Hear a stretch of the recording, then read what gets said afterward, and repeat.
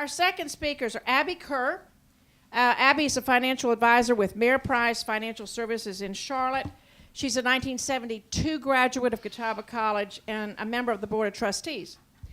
Abby says she couldn't make up her mind when she was growing up of what she wanted to be, so she just didn't make up her mind. She just let whatever happen, happen. I'm glad to be here, ladies. I want you to notice that I have my iPad, and I am the oldest person in this room. Well, I'm sorry. Darlene has a few, but I am technologically advanced. Now, I might read, I just told Mona, I might be reading my cruise list rather than my notes here, but I'll try to do the best I can. I was the one that they said, I couldn't decide what I wanted to be when I grew up, and either I didn't grow up or I just never decided what I wanted to be, because I have done a lot of things in my life, and I started as a PE major here and a teacher, and I got my master's at UNC Charlotte, and stayed there and coached and worked in the intramural department for several years, and then went on to be an associate dean of students at UNC Wilmington. And then I changed careers, and I became a financial services representative. And in that role, I've done everything from being actually out there in the field selling, to being a trainer, to being a manager of a sales force, to running my own division for financial planning. And here I am at age 64. I just sold my practice, and I have a 3-year contract to help do a transition for my clients to another planner. So my advice to you is be careful, keep your eyes open. You may find a new career where, in doing the simplest job, and not that I could not do McDonald's, but in the simplest job, you may find a career. In doing the simplest task, you may find something that fulfills you. I have never had a job that I didn't enjoy doing, and that's a common theme for those of us as women who have worked for a long time. I think we have loved our work, and I've been blessed in that regard. When I looked at this topic, I took it from a little bit different perspective, in that I wanted to talk a little bit about ethics. Principles and ethics, kind of, for me, they blend together. And there's just a couple points I want to make about this. And that, ethics and principles go beyond, in the workplace, go beyond just doing what's legal. Okay? It's about doing what's fair and being fair and honest in all you do. We are lucky at Catawba to have an emphasis on ethical behavior, and it's one of the things that I love best about Catawba.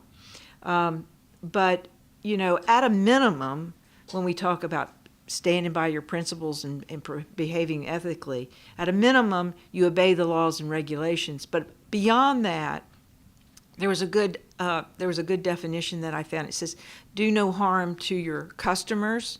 And your customers could be students. They could be anybody that you interact with in your job. Do no harm to customers, students, clients, fellow employees, or competitors through deception, misrepresentation, coercion, or discrimination. That's a pretty thorough examination of when you're confronted with a situation, no matter who it is that you're interacting with, that you're able to come up with a way to be fair and honest. And what would that look like? There's some simple things, when I interact over the years, it's as simple as, don't tell a lie to your supervisor, or your coworker, or your competitor, or your client. Don't falsify a record. Don't sign your name to something that you shouldn't. Don't sign somebody else's name when it shouldn't be done. The simple things in life, these are things that will come back and haunt you. Conflict of interest. When does a gift become a bribe? Small things, is it the amount? It's really what you do with that gift as a result of receiving that gift. And what I want to do here tonight maybe is make you aware to even ask the question, if something happens to you in the workplace, is that ethical? Why did that person do that? And likewise, the other thing is stealing the stapler and the paper from the copier machine, all those things. Leaving early from work, So it's the simple things, but it will impact how people see you as an employee and how your coworkers see you as fellow employees. And one of the things that I looked at, when you make a decision, I want you to think about when you start to work, there's some guidelines that you can follow that gives you some insight into whether I'm making an ethical decision. And one is your personal sense of principle and ethics. What you grew up with, what's right in your soul. If when something doesn't feel right, everybody's got that gut instinct, and it's put there by our mothers. No, but when you feel that, I just want you to recognize the situation. That's all I'm asking, is be aware of even the smallest thing. But, the first thing that guides you is your personal integrity. And then, you're going to be influenced by managers and coworkers. And they may not be saying the right thing, guys. They may be saying something that is not right. And that's where you really have to step up and decide, am I going to take that? Or am I going to say, no, I can't buy that. I'm not going to behave that way. Now, the other thing is that most companies have codes of conduct now that kind of tell you, this is what we expect of you. But don't depend on that, especially in small businesses or in some other institutions and schools. You may not have that, so you may be flying free on that. But if you have a code of conduct, that's really going to be a nice guide for you. There are industry standards. In other words, if I'm a financial planner, I have a code of ethics as a financial planner in that whole realm of all those people that you see on TV. There are certainly as a fallback, and I think this is the least important, and that's the legal parameters. I think it's you've got to put yourself first. You've got to make that decision. The last part that I said, well, why? They're going to look at me and they're going to say, well, why should I behave that way? Why should I do this?